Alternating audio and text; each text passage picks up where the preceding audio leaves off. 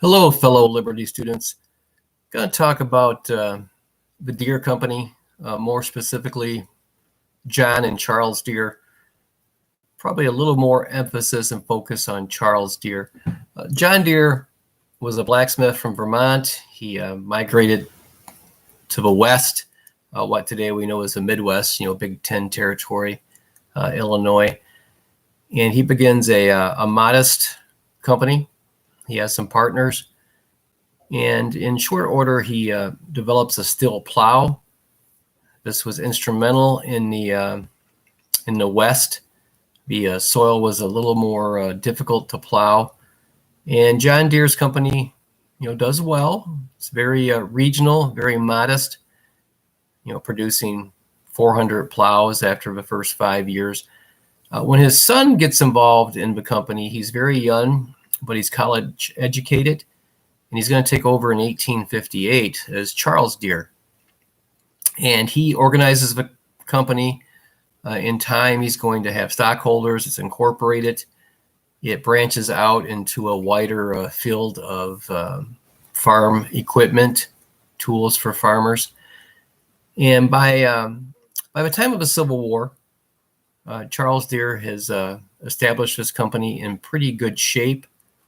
The 1860 census has Deere as the sixth largest producer of plows in the country.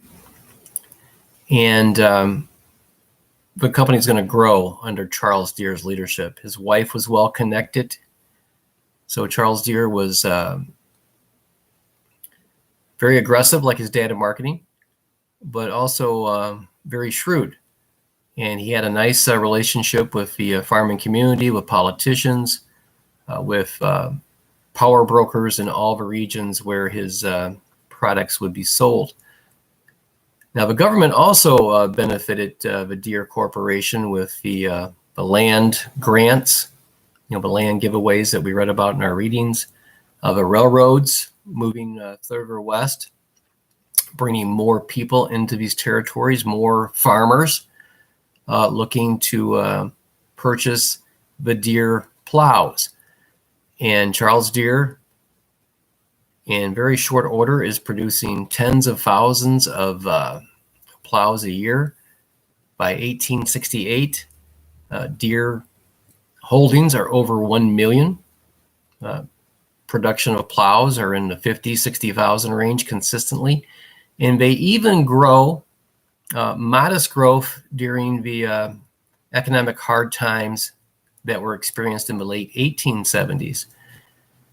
And Charles Deere is a very successful businessman. He's also community-minded. So the city of Moline, which his dad will eventually become Mayor John Deere, is going to benefit from philanthropy from the Deere Company.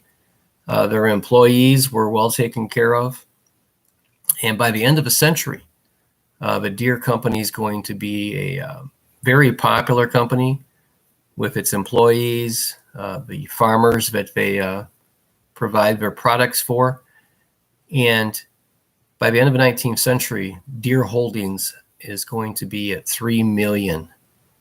So Charles Deere, very successful businessman. He runs this company for 54 years. So he's well organized. Deere becomes incorporated, and he had a fantastic career. And everyone benefited in the areas where the Deere products were sold.